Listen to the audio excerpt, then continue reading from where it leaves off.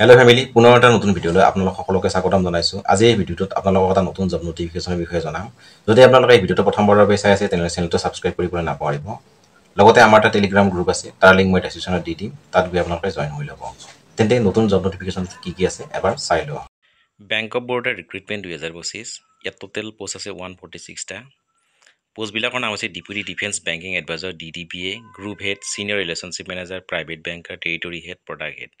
Apply মোডটো অনলাইনে হ'ব আৰু মেল ফিমেল দুয়োটাই আবেদন কৰিব পাৰিব।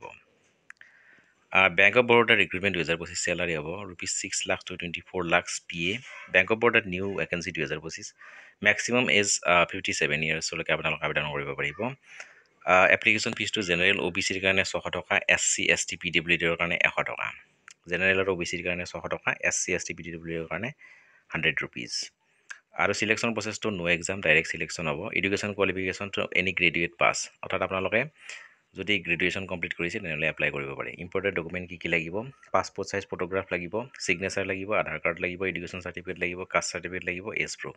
কি লাগিব? Passport size photograph, signature, Aadhaar card, education certificate, caste certificate, age proof. Online form starting date 26 মাৰ্চৰ পৰা আৰম্ভ হৈছে।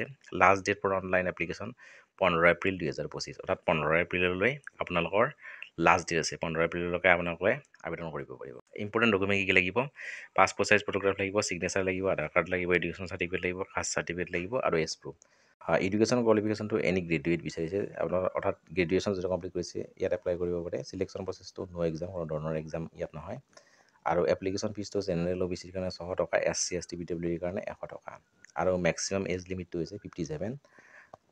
আৰু ইয়াত টোটেল কিমানটা আছে? 146টা পদ আছে।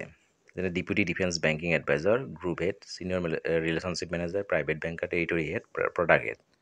টোটেল কিমানটা পষ্ট আছে? 146। গতিকে আপোনালোকে অতি সোনকালে ইয়াত আবেদন কৰিব পাৰে। আজিলৈ ধন্যবাদ।